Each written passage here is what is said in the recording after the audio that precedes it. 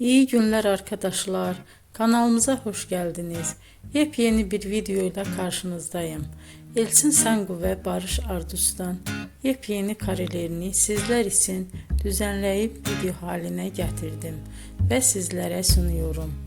Umarım beğenirsiniz. Elçin Sangu ve Barış Ardus Kiralık Aşk dizisinde birlikte rol almış ve herkes tarafından çok beğenilmiştiler.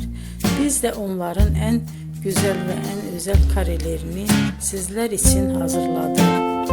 Videoların devamını istiyorsanız kanalımıza abone olup sona kadar izlemeyi unutmayın.